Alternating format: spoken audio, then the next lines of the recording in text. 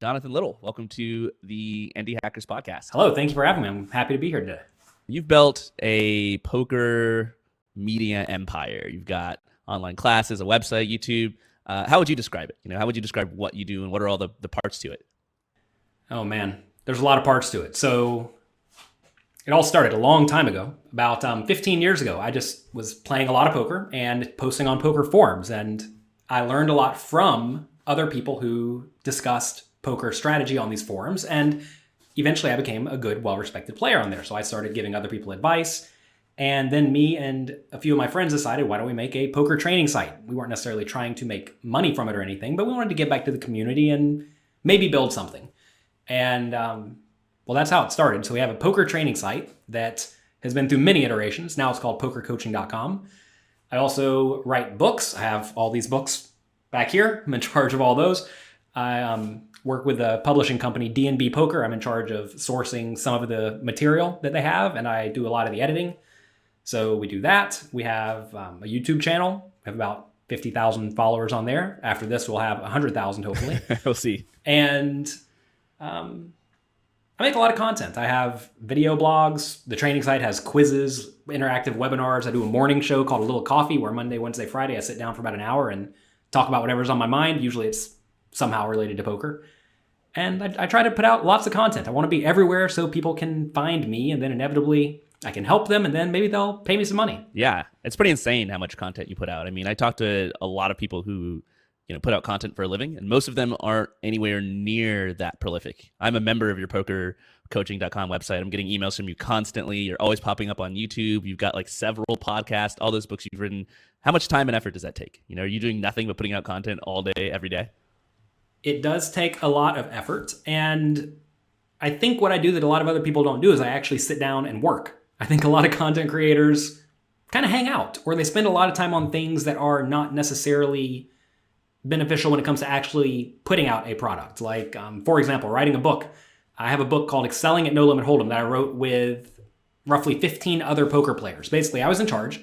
I assigned them topics, or we came up with topics for them to write about themselves, and each author/poker player was going to write about 20 pages on their chosen topic. Thought it'd be easy. I thought I'd be able to give them the assignment, get it back in a month, and the book would be done in like a month. I thought it was going to be the easiest thing I've ever did. That ended up taking about a year and a half, and some of the people involved were also authors. Their work got back to me in a month. They said they were going to do it in a month. They got it back to me in a month, no problem. Some of the poker players, though, were huge procrastinators or huge perfectionists, and I would have to go to their house and help them, and which is fine. I get it.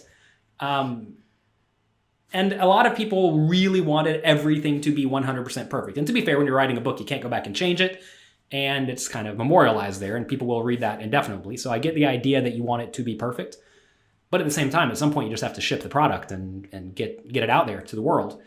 And I've always been pretty quick to push stuff out. I'm not such a perfectionist, I don't think. I try to do things well the first time, and that results in not having to do too many takes. But that said, I am trying to slow down a bit. I'm in the process of making this gigantic tournament course. People have asked me to make this for forever. It's currently something like 40 hours long, so it's a lot. And I actually hired someone to teach me how to teach better, and that's making my process go substantially slower.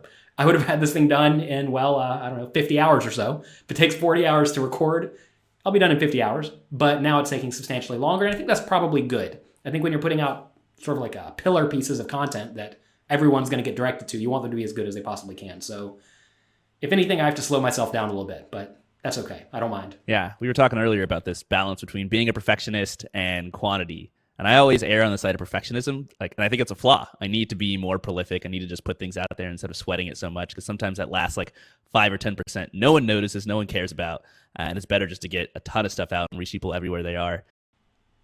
I mean, like I was going to say, like editing audio, for example, for this, you can sit here and edit this thing for forever, or you can just push it out. As long as you know it's fine, there's nothing horribly wrong with it, it's going to be good enough. We both have decent microphones, we both sound fine, so don't worry about it. Also, I was going to say, something I do very different than a lot of people is I work. I sit in my office right here from about 9 a.m. until 6 p.m., Monday to Friday, every day. That's when my wife is working, and I sit in here like I have a real job, and I work all day. I'm not watching TV or goofing off or anything like that. I am working. And I think what happens to a lot of people, especially content creators, is they sort of have freedom to do whatever they want, or they're doing it as a hobby to some extent. They're not doing it as a career. And I recognize I'm doing this as a career, and that requires me to treat it like a career. Yeah, I think when a lot of people become founders, become indie hackers, it's a tough transition for them. I mean, you've been a professional poker player. All of that's self-discipline. There's nobody who's like, you need to come in at 9 a.m. every day and learn poker, Jonathan. You've got to be self-motivated. But a lot of people who come from, more of a traditional career are used to having a boss or colleagues who expect them to stick to a particular schedule. And suddenly when they're out on their own and they're at home, it's really hard to stay focused. It's really hard to stay on track. What are your sort of productivity tricks or hacks? What is your schedule like for yourself, and how do you make sure that you've got like the self motivation to stick to that 9 to 5 schedule? I really do not have a good answer to that. I'm a pretty good grinder. So whenever I was a young person playing poker, when I was 18, 19, 20, 21 years old, I would literally sit in my room for about 16 hours a day, either playing poker or studying poker. It was 10 or so hours of playing and 6 hours of reviewing those hands and studying and trying to get better. And I did that every day for 3 years, consistently. And I didn't have any problem with that. I had no social life. I had no real friends besides my internet poker friends. And I had a pile of money. So I would recognize I was trading these things for something else. And like now, writing a book or making a new class, if I want to be doing it, I can just sit down and do it no problem. And I like having a lot of things to do, because that allows me to sort of pick the thing that I really want to do at that moment. I'm always motivated to do it because perhaps I haven't done it in a little while, or it's somewhat pressing and I need to get it done immediately. Also, my life is kind of compartmentalized to some extent because I still travel and play poker a decent amount, at least before the coronavirus happened. So I would typically play poker somewhere on the live tournament poker circuit. There's a big tournament somewhere all the time, but usually there's one big tournament per month. And I will usually spend about a week per month going to do that. And during that time, I'm usually recording a video blog, but that is it pertaining to work. I have a team that helps me with support emails and whatnot, and I pre-record everything I can ahead of time, or I pre-write articles such that I do not have to do anything besides play poker when I'm going out to play poker. So that's almost like a vacation to some extent, or just like a getaway from the 9 to 5 grind, if you want to call it that. And that allows me to come back refreshed. And then after a week of playing poker, I'm usually ready to be done with that. So I go home and get back on the work grind. And after 3 weeks of the work grind, I'm ready to go play some poker. So it works out pretty well. There's some hidden wisdom there behind the fact that you don't really need any tricks or hacks to do what you do. You just naturally like grinding at certain things. And I think a lot of... Well, I like doing what I'm doing. Yeah. Right? Exactly. I think a lot of people, especially people in the startup world, start a business because they want to make money, or because they perhaps even see a hole in the market that's very obvious to them, but they don't really care about it. And I think if you care about something, you're going to be way more motivated to do it than if you don't care so much about it. And fortunately, I like playing games, I like poker, and I like helping people get better at poker. So just like I wake up and I want to get to work. It's never... I don't think I've had a day in a very long time where I wake up and I'm like, oh, I have to go to work today. Normally, I'm thrilled. I want to do it. Yeah, that makes it easy. It's a trap a lot of people fall into, where they're like, I don't see how everyone else is working so hard. I'm really grinding. I'm really pushing myself. I don't like this, but I'm gonna get that gold at the end of the rainbow. And they don't realize, a lot of people are just doing things they like, where they naturally have a lot of energy, and they wake up every day and it's not a grind. And almost everybody has something that's not a grind for them that they'll do all day obsessively if they're allowed to, and they can make money doing it. And if you could find a way to start a business in that area, you find a way to make money and create a life for yourself in that area, it's probably where you have the biggest advantages, rather than, doing what you were saying, finding a gap in the market and, ending up selling wedding cards or something where you really don't care about weddings. For sure. And I always liked playing games. A good example of this is I played chess as a kid. I played Magic the Gathering as a kid. And I played poker once I turned 17, 18 years old. And I pushed those other games aside to some extent because I realized poker is a game where you can actually make substantial money. So I have other things that I enjoy doing, perhaps more than specifically playing poker, but poker is good enough. And you can also make a living from it. So maybe you don't get to do the exact specific thing that you would like to do. Like I could sit and play Magic the Gathering all day, but you're not going to make any money from it. So you have to be realistic with the things that you decide to devote your time to, because some things they're hobbies. They're fun, right? They can be fun, but at the same time, they're not actually going to give you the opportunity to make substantial income if you care about that. And, I knew I wanted to start a family one day and have some money. So I had to play a game that gave me that opportunity, that did not require any athletics because I'm not a particularly athletic person. And so poker was really the only option. So that's kind of why we played this game. So I would definitely tell you to find things that you like and do them and get good at them, but at the same time, make sure they actually have a future. So let's talk about your poker history, because I think it's kind of a cliche, at least in the tech industry, that the founder drops out of college to pursue their passion and start a startup.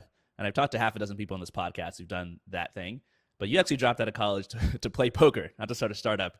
What was it like to make that decision? Well, it was easy. So I was going to school to get an engineering degree. I had an academic scholarship, so like it was free to go to college. But I was also working a job at an airport and a job at a comic book store at the same time.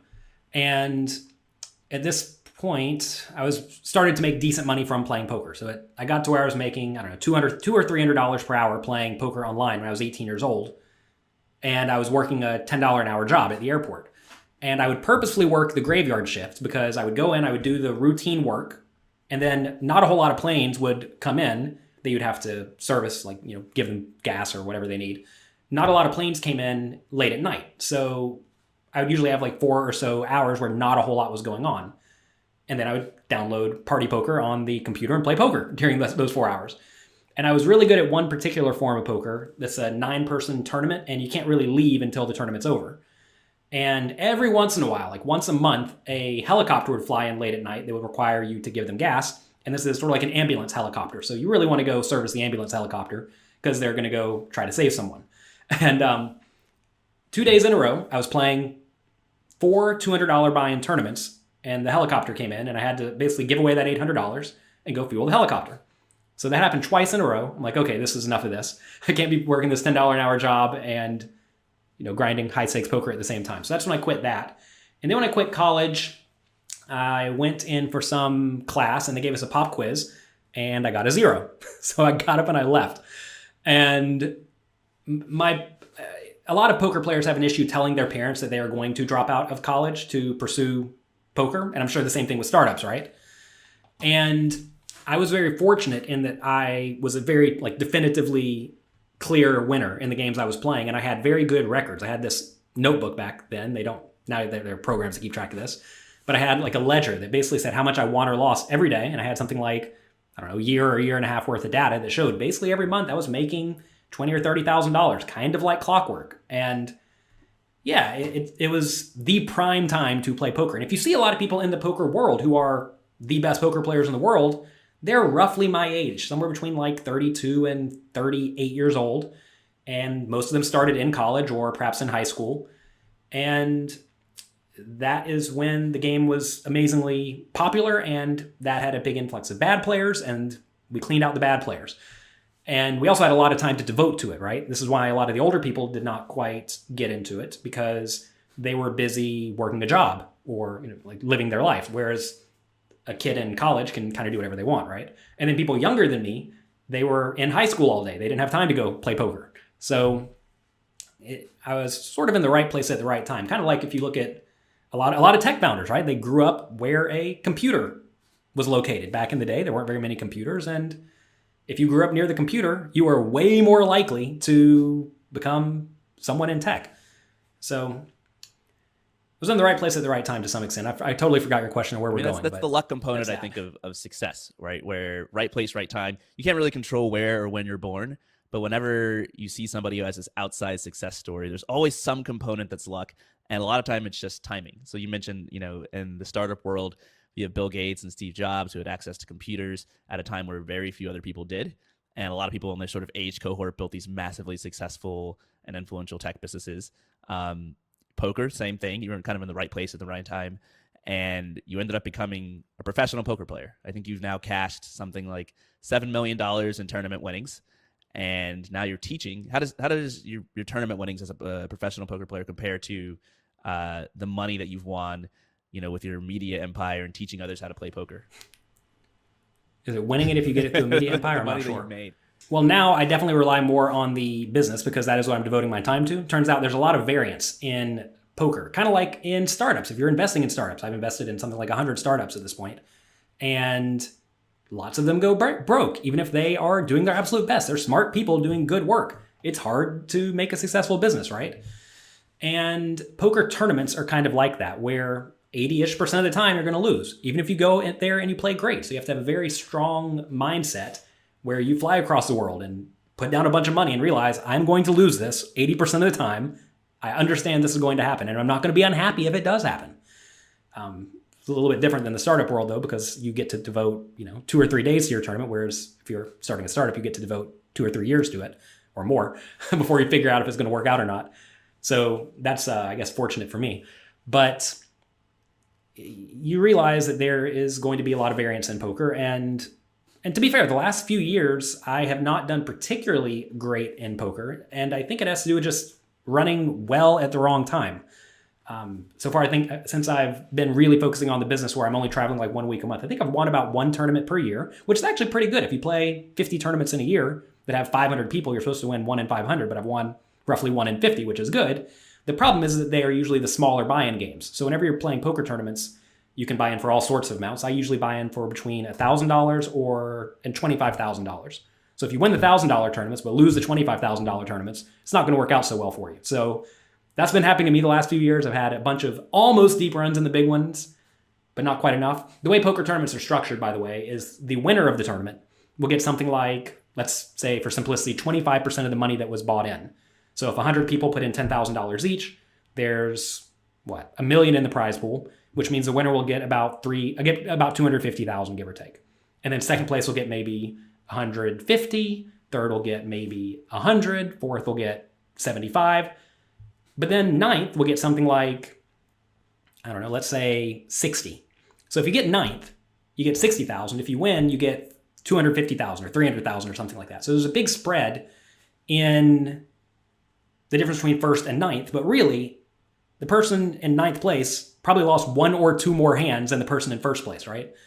And if you just happen to get a bunch of ninth place in a row, you're going to have a bad run. Like you're just not going to win any money. But if you win instead, you're just going to have all the money. So there was 1 year, goodness, a long time ago, where I just like won every hand towards the end of the tournament, and I won Player of the Year. That's what that big glass trophy is back there. And I ran hot. And every year someone runs hot, kind of like in startups. Every year someone breaks out. And I'm not going to say it's random who it happens to, because if you look at the people who are the Player of the Year every year, usually they are a very, very good player. But there's also a whole lot of other very good players who have bad years, and it happens. And you have to know what you sign up for. But so anyway, business is very consistent, or at least more consistent than poker. So I found that it's nice to have steady income. How lucrative is it to run an online teaching business where you've got hundreds, thousands of students paying you like I am monthly fee to learn poker? Yeah, thank you. So a long time ago, when I started the site, we were losing roughly $5,000 a month, just paying coaches to make content. We were making the content ourselves as well. And that kind of persisted until maybe, 8 or 9 years ago, something like that. So I had this 6 or 7 or 8 year period where I was just losing $5,000 a month. And I didn't really view it as losing. I viewed it as helping out all the other poker players. I was making plenty of money. I didn't care. And I was just doing it almost as a community service because I wanted to help out other people who wanted to get good at poker and succeed like I did. Because I realized I would not be good at poker if I did not get help from the people who came before me, who knew more than I did. And I don't know if I necessarily felt like I was committed to it and had to do it, or I would lose face or something like that. I don't know why I was doing it necessarily. I don't know why I was losing $5,000 a month back then. It probably doesn't make a whole lot of logical sense, does it? But I don't know. I enjoyed it. I liked it. It was fun. And so about 9 or 10 years ago, I broke up with my fiance, and I was at a casino drinking and betting on sports like a degenerate. Not a good thing to be We've doing. all been there. And I randomly ran into a guy. His name's Dan, and he liked my poker products. And he had just gotten out of some sort of marketing class and said, why don't you make me a video of you playing online for like 8 hours, and I'll see if I can sell it online, and we'll split the money and we'll go from there. So I sat down, I played that day, small stakes games, small stakes 180 person tournaments. And I think I won like 3 or 4 of them, which was just insane. You're supposed to win 1 in 180. And I think I played like 50, and I ended up just winning all of them. So I ran hot, and we got this video, and then he did his magic. And we made something like $10,000 in sales from that video that month. And then the next month he kept selling it and made something like 6 or 8,000 the next month, right? So here's this one video that we make that took 8 hours of work or whatever for me just sitting down playing poker. And it was very successful. So Dan is in charge of my marketing, and he has been since then. He's my longest relationship I've ever had. So that's kind of how things started to change and look up, because I was running a training site that was failing by myself, and then I found someone who was good at something that I was not good at, because I did literally no marketing. And it was just, if you find Jonathan Little, maybe you'll sign up to the site. And then he started doing more marketing with affiliates and whatnot. We made an email list. I didn't know what an email list was, besides, you sign up for the site and you get an email giving you your information. And things started to take off then. So what does the revenue look like today? So the question is, how do we do now? I think we're on track to do something like 1.8 million-ish in sales this year, or something like that, give or take. Maybe more, maybe less, I don't know. I'm always skeptical that it's just going to die at some point. I don't know why, but it just continues going up. I don't really get how it continues going up, but what it amounts to is if you help people, they will reward you. So you just have to make sure that you are adding substantial value. And I'm lucky to be in an industry where people are happy to spend money to make more money, right? And to be fair, if I charge at the most $100 a month for my highest tier membership, if you watch one video a day, you're paying like $3 per video, which is very, very free in terms of high-end education from many of the best players in the world. I'm not the only coach on there. I have a lot of other coaches. And goodness, I don't know how much we spend each month. It's like, I don't know, 70, 80K on content, employees, etc. So we have expenses, don't get me wrong. We're just not pocketing all the money. But anything that you can learn from and make substantially more money, usually people are pretty happy to pay for that. And I've proven over and over again, I can take losing poker players and make them into people who can win $100 an hour playing live poker at their casino. I've done it many, many, many times, and that's what I do to people. I help them go from losing money at poker to winning money at poker. And it's worth a lot of money if you can help somebody win money. For example, if I pay you like $500 or something, and yet I win $10,000 at poker, that $500 is free to me. In fact, it was almost like you paid me. So yes. Well, think about it, right? Like, imagine you could pay, let's say you would sign up to my site, you'd study, 20 hours a month, let's say 30 hours a month, an hour a day. And you say sign up for a year at the highest tier membership that costs you $1,200 a year, assuming you don't catch it on sale or anything. So if you're paying the maximum, you're going to spend $1,200 a year. But if over that year you learn how to make $100 per hour, you have to play 12 hours and it gets paid back. And if you just start doing this, 40 hours a week, 160 hours a month, you're making $16,000 a month, right? So you pay me $1,200 for a year and you can then make $16,000. Now, obviously everyone does not crush it, but the people who are really dedicated, the vast majority of them do. So I think, the genius here is that by starting a business where you're teaching, you're kind of checking off a lot of these boxes. Number one, you are doing something you love, because generally you're not going to be able to teach something you're not very good at. And if you're very good at something, you took the time to learn it and you probably love it. And so that's kind of a great hack for figuring out what kind of business you can start that you're actually going to enjoy going to, that won't feel like a drudge work or a terrible grind. Start teaching people something that you know. And also when you teach people, they're very grateful for it because you're actually helping them get better at something. And then in your particular niche, it's super lucrative because you're not just teaching somebody a skill that's completely valueless and they're just doing for fun. You're teaching somebody a skill that's going to help them make more money. And consistently, the most successful educators that I see are those, teaching people how to code, teaching people how to make a lot of money playing poker, teaching people, the skills they need to get a promotion at their job or get a better job, etc. And so I think you've just created like the perfect alignment in all of these areas where you can do something that you love and charge a lot of money and get paid. Well, to be fair, we don't even charge a lot of money. That's the interesting thing, is that like what the lowest tier on my site is like $10 a month. Essentially, if you buy 3 years at a time, if you pay full price, so it's $40 a month. But I also put out a ton of free content. And I do that just to make people aware of me, right? Because if I become known to them, now they're now going to look at my content, and I have content for players of all skill levels. And you're going to start giving them wins. And they're going to go from perhaps a big losing player to a smaller losing player. And, if you normally play poker and you lose $20 an hour and now you're losing only $10 an hour, it's actually a huge gain if you think about it. It's the same as making $10 essentially. And I put out a lot of content to try to help people get better at poker. And I know that I'm improving essentially their quality of life, because you'd rather not lose whenever you're playing your games. And people are happy to pay you back for that. And they realize it's expensive to hire other poker coaches to make content. And I've devoted my whole life to this. I could be out there playing poker today, and who knows where I would be. Maybe I'd be a better poker player. I don't even know. And that's okay. I'm willing to give that up to help lots of other people. I mean, there's this idea of a talent stack or a skill stack where, let's say you just get good at one skill. You're just a really fast sprinter. If you want to be one of the best in the world and make any money, you have so much competition. You got to be better than 99.999% of people. But if you can combine that with some other skill, you don't have to be as good at either one of them. You can combine the two of them and be like maybe top 10th percentile in the world and succeed. And when I look at what you've done, you're super good at poker. You're a pro. You've made millions playing poker. You're a great teacher. You're dedicated at producing content, and like you're not afraid of tech, right? You're super comfortable building websites from scratch with technology. Well, I hire people to do that. But a lot of people are afraid to hire someone. They think I have no idea how to do any of this. I'm not a developer myself, so I guess I can't make a website. And you've seen this with other poker players too. Like I think Phil Ivey has a master class or something where he's like worked in collaboration, with this company Masterclass to put out a video. But I guarantee you hasn't made anywhere near as much money with that as you've made by actually combining all these skills and putting them together. So it's kind of cool. To be fair, he probably didn't work nearly as hard. Exactly. He just showed up and recorded for a while. I was very fortunate in that I kind of had a head start to a lot of people because I was already known in the space, right? There are a lot of poker players who try to make training sites, and I'm presuming they don't make a whole lot of money because it just seems clear to me that they're not.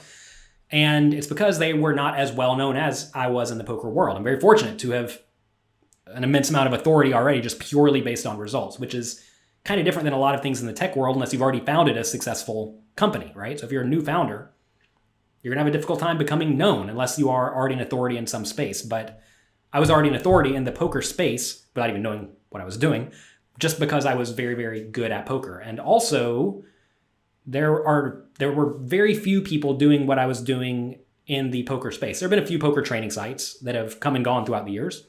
I might have the one that's been around longest now that I think about it. All the other ones have gone broke for whatever reason.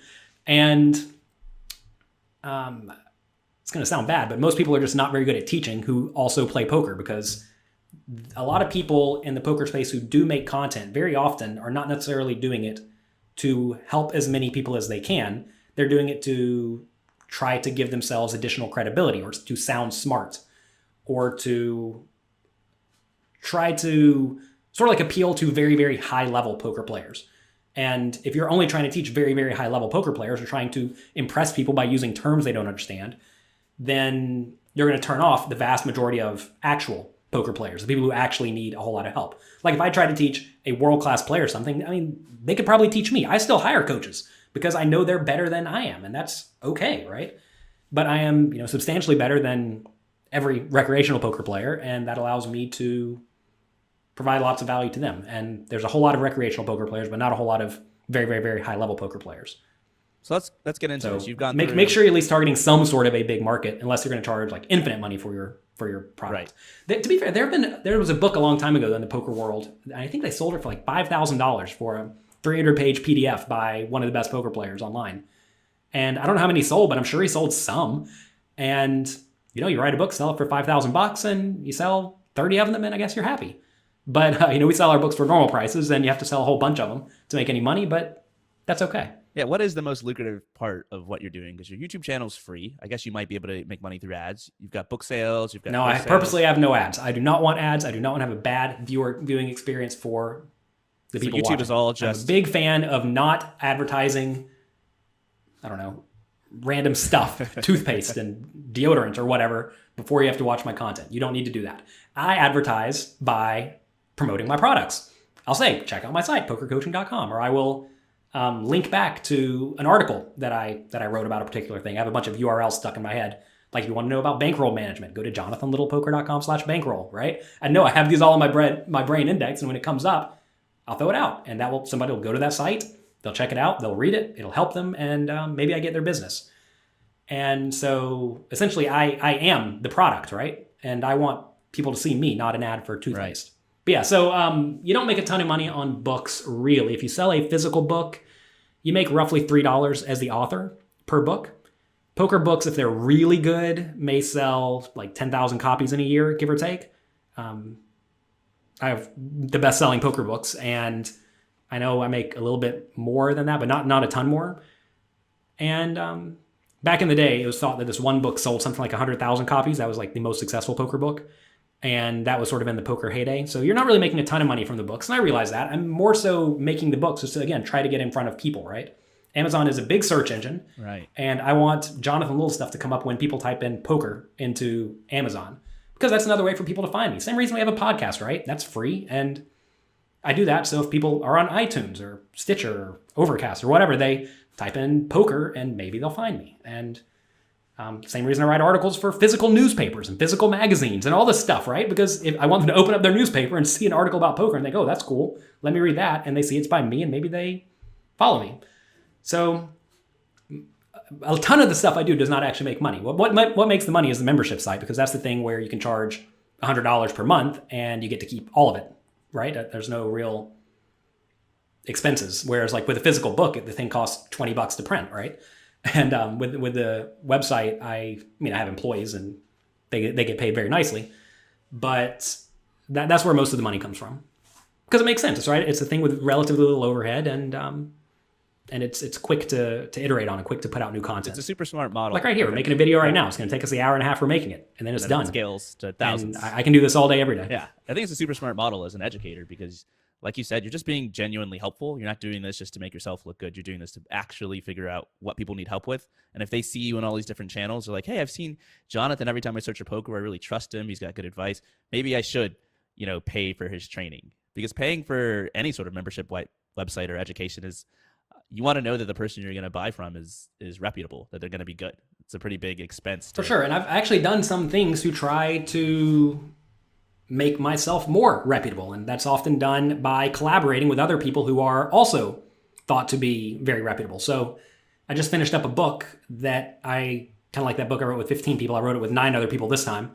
They are many of the best online poker players in the world, and they're thought to be some of the best poker players in the world. And collaborating with people and showing that these people work with me and I work with them, even if people perhaps don't respect my poker game for whatever reason, probably because I'm, my age, I'm not a young kid anymore, and I'm not grinding online poker all day, every day. Some people may think perhaps he's not the best poker player anymore, but they see you collaborating with people who are the best, which means I am hanging out with these people, talking poker with these people.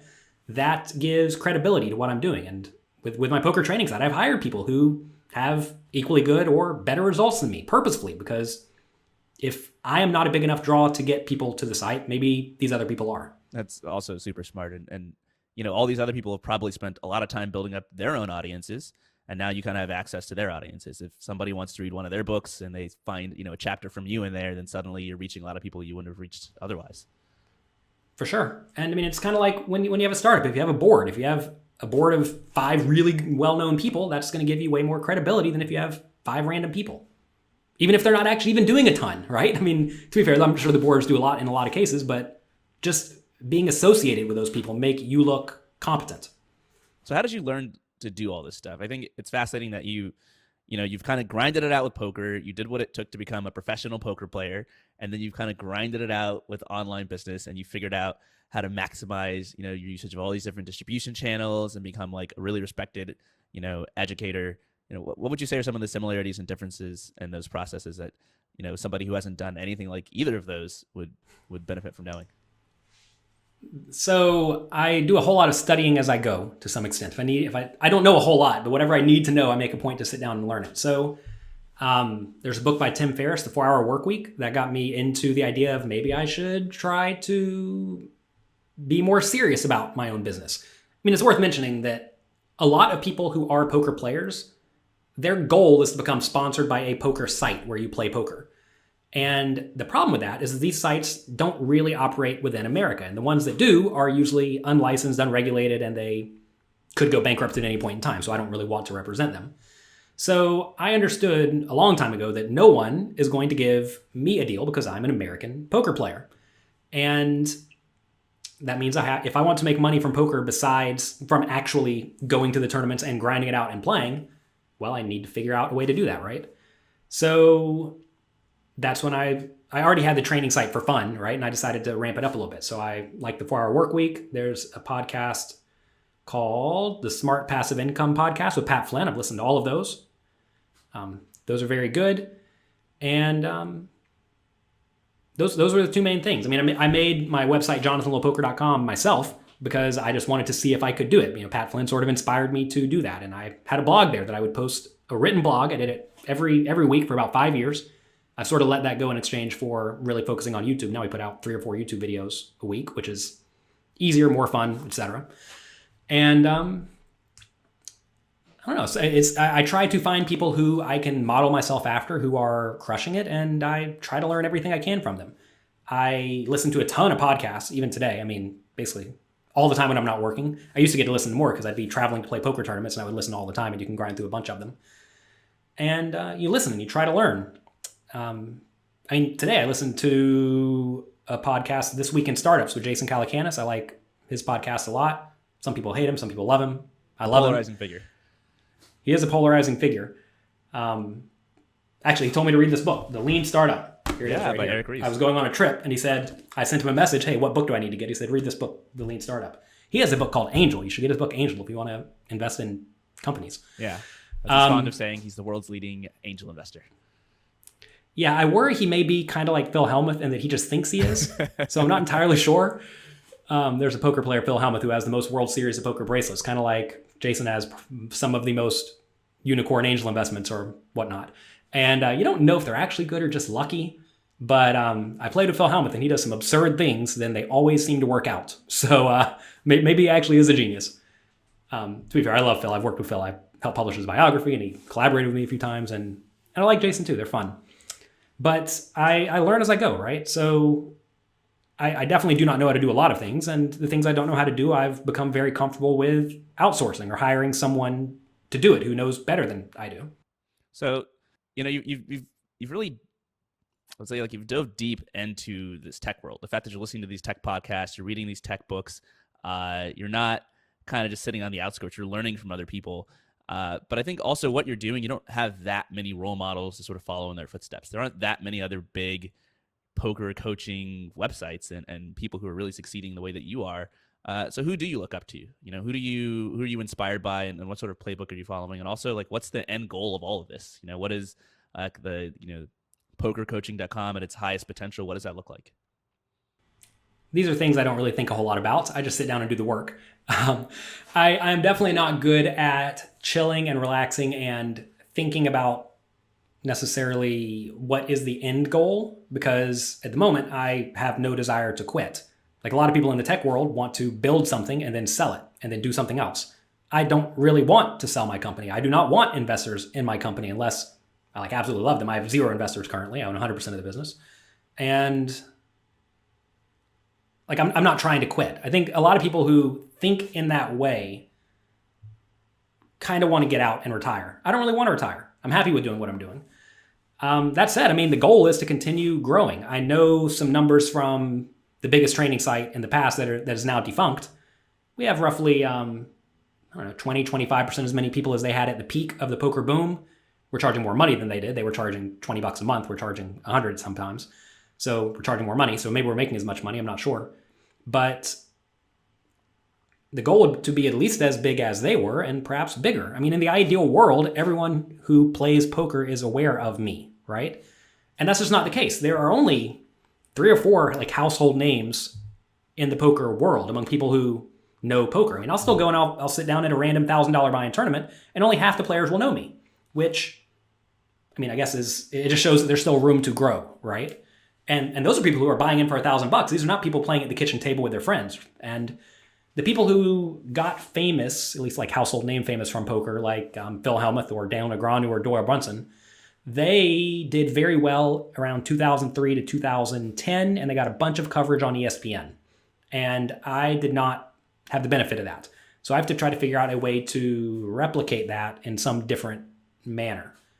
But in the ideal world, I will be big names like those that will allow me to reach the entire poker market. And, then we'll clean up. Yeah, I think when I talk to indie hackers who are building profitable businesses, there's much less of a desire to sell out. There's much less of a desire to take on investors and eventually get bought. And there's more of a desire to build a business that sort of is cohesive with their lifestyle, where they get to do what they like doing and just grow their revenue and just be happy kind of doing exactly what you're doing.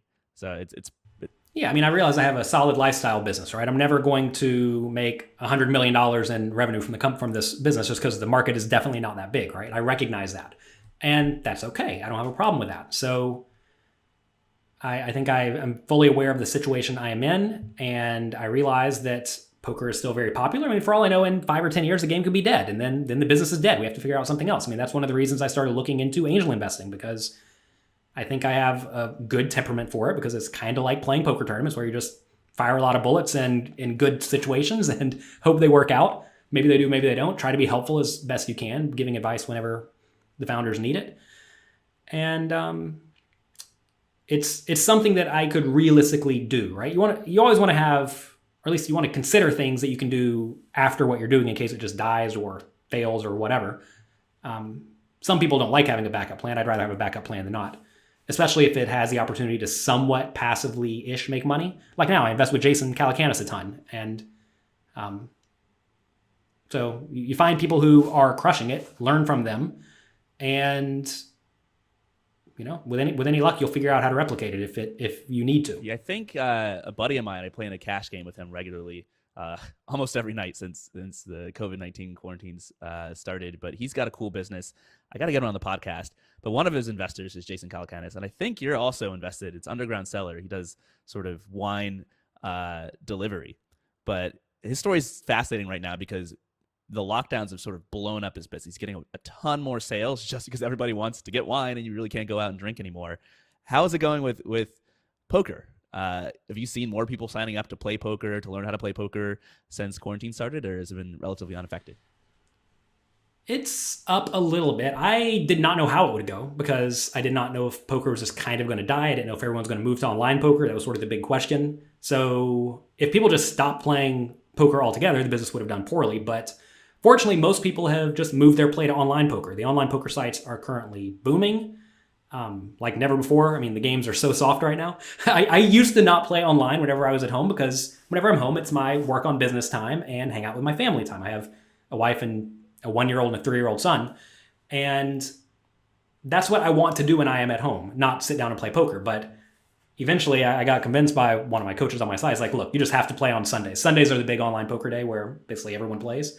So I've been playing Sundays and it's been going well enough. So sometimes the games are just too good. And right now the games are too good. Let's talk about some of the, specific tactics for the different parts of your business, and then I'll let you get out of here.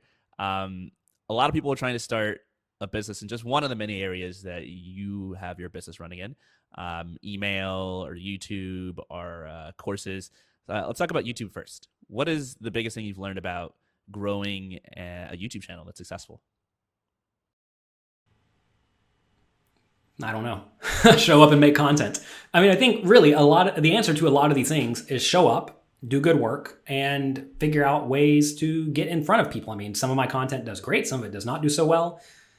I mean, it's not what I would like, but it turns out discussing current events that are very popular at this point in time seem to get a lot more traction than perhaps just discussing straight strategy. I would prefer to just discuss straight strategy because I don't care about gossip or drama.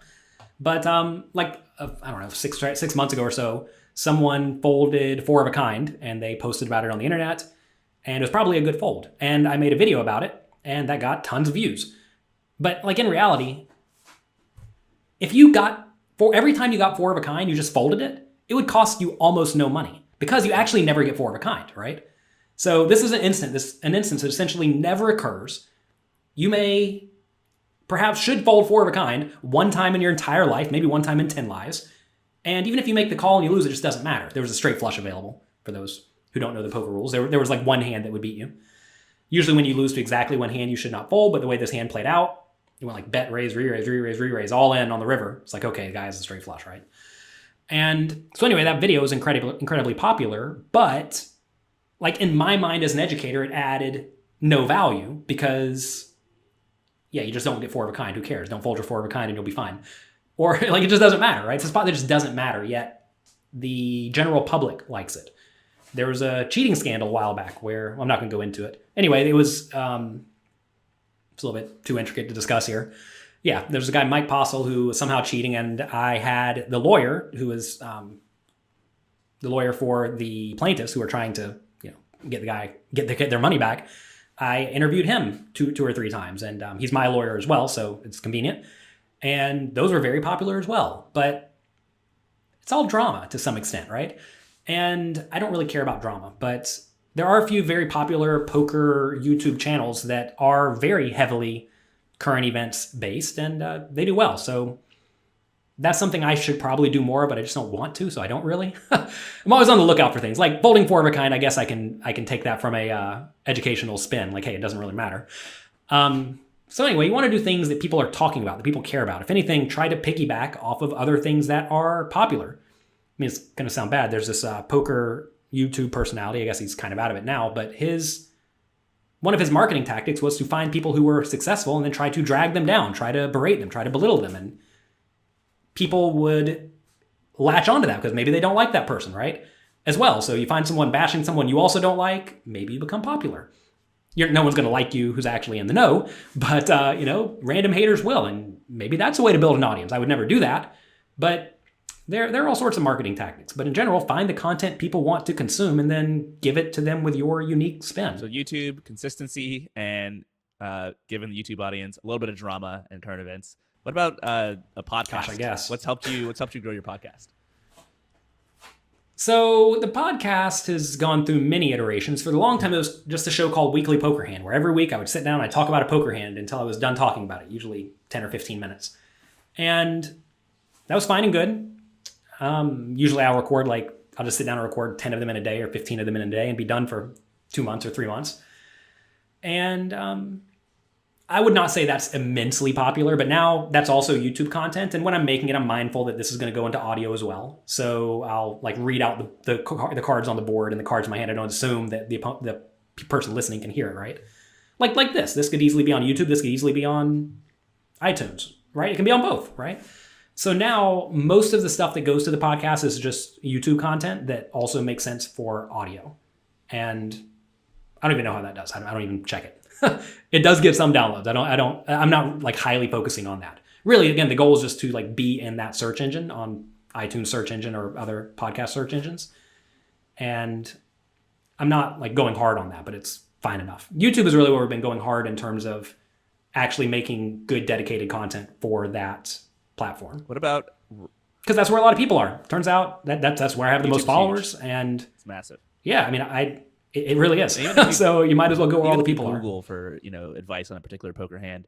The chances that you're gonna get a YouTube video in the search results are pretty high, and the chances that it's gonna be one of your videos is also pretty high.